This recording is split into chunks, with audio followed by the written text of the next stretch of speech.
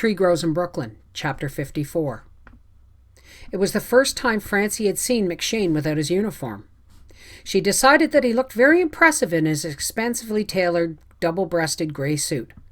Of course he wasn't as good-looking as Papa had been. He was taller and more massive. But he was handsome in his own way, decided Francie, even though his hair was gray. But gosh, he was awful old for Mother. True, Mother wasn't so young either. She was going on 35. Still, that was much younger than 50. Anyhow, no woman need be ashamed to have McShane for a husband.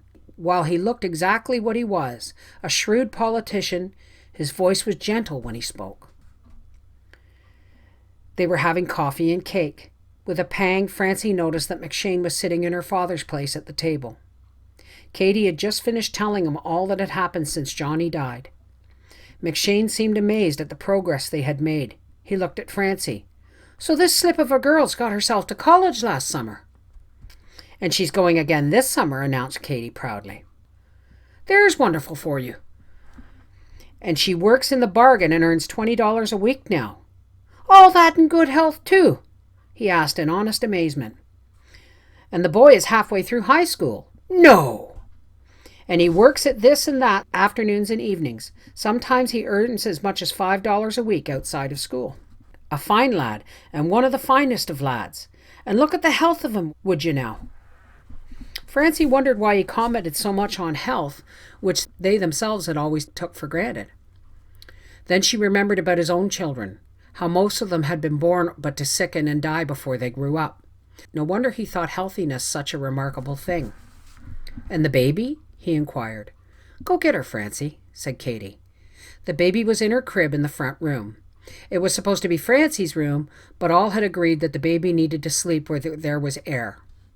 Francie picked up the sleeping child. She opened her eyes and instantly was ready for anything. "Bye-bye, Franny? Park? Park?" she asked. "No, sweet. Just an introduction to a man." "Man?" said Laurie doubtfully. "Yes, a great big man." "Big man," repeated the child happily. Francie brought her out to the kitchen. The baby was a truly beautiful thing to see. She had a fresh, dewy look in her pink flannel nightgown. Her hair was a mass of soft black curls. Her widely set-apart dark eyes were luminous, and there was a dusky rose color in her cheeks. "Aw, the baby, crooned McShane. "'Tis a rose she is, a wild rose." If Papa were here, thought Francie, he'd start to sing, "My Wild Irish Rose." She heard her mother sigh and wondered whether she too was thinking. McShane took the baby. The child sat on his knees, stiffened her back away from him, and stared at him doubtfully. Katie hoped she wouldn't cry. "Laurie," she said, "Mr. McShane. Say Mr. McShane."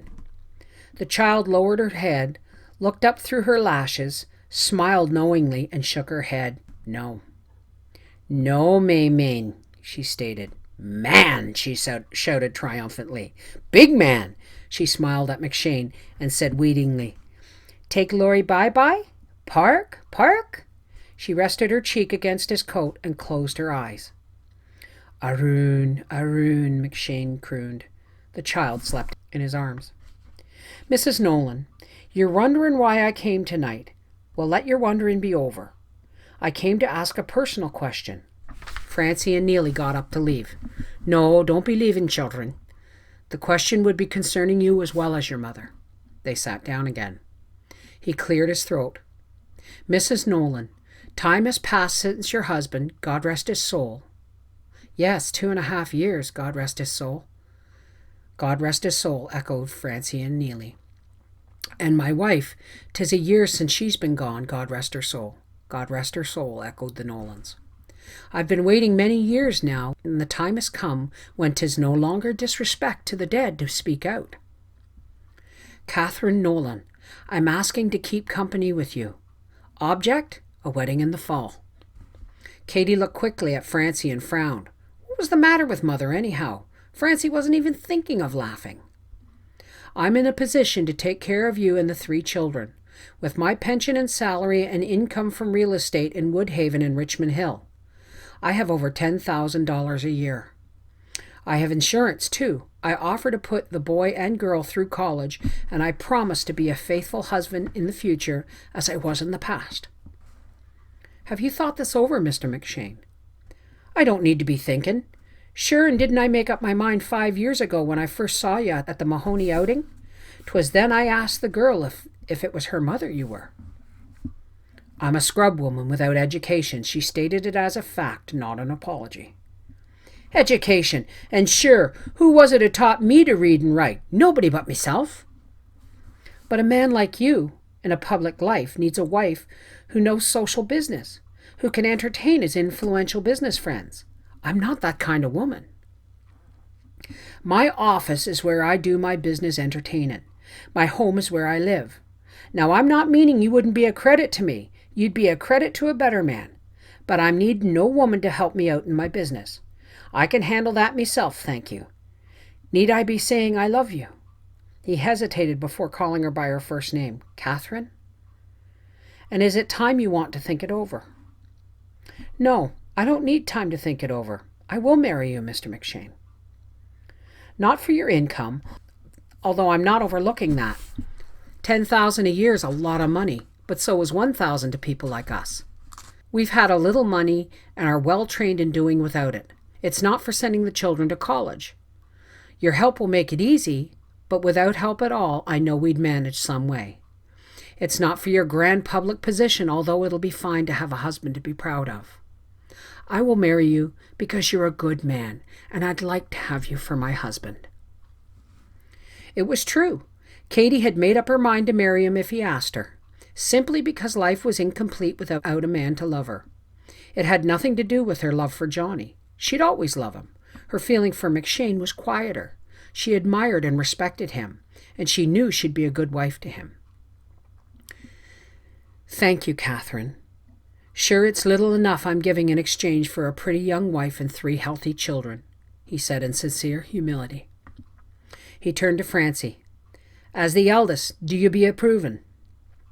Francie looked at her mother, who seemed to be waiting for her to speak. She looked at her brother, and he nodded. "I think my brother and I would like to have you for a—" Tears came into her eyes as she thought of her father and couldn't say that next word. Now, said McShane soothingly. "I'll not have you worrying." He turned to Katie. "I'm not asking that the 2 oldest call me father. They had a father, and as fine a lad as God ever made, the way he was always singing." Francie felt her throat tightening. "And I won't be asking that they take my name, Nolan being the fine name it is. But this little one I'm holding, the one who's never looked on a father's face. Would you be letting her call me father and letting me legally adopt her and give her the name that you and I will be carrying together?" Katie looked at Francie and Neely. How would they take it? Their sister called McShane instead of Nolan. Francie nodded approval. Neely nodded approval. "We will give you the child," said Katie. "We can't call you father," said Neely suddenly. "But we'll call you Dad, maybe." "And I'm thanking you," said McShane simply. He relaxed and smiled at them. "Now I'm wondering if I could smoke me pipe." "Why, you could have smoked any time without asking," said Katie in surprise. "I didn't want to be taking privileges before I was entitled to them," he explained. Francie took the sleeping baby from him in order to let him smoke. "Help me put her to bed, Neely." "Why?" Neely was thoroughly enjoying himself and didn't want to leave. "To fix the blankets in the crib. Somebody's got to do it while I hold her." Didn't Neely know anything? Didn't he know that maybe McShane and Mother wanted to be alone for a minute at least? In the darkness of the front room, Francie whispered to her brother, "What do you think of it?" "It's sure a good break for Mama. Of course he isn't Papa." "No, no one will ever be Papa. But aside from that, he's a nice man, though." "Laurie's going to have a mighty easy life, all right." "Annie Laurie McShane. She'll never have the hard times we had, will she?" "No, and she'll never have the fun we had either." "Gosh, we did have fun, didn't we, Neely?" "Yeah." "Poor Laurie," said Francie pityingly.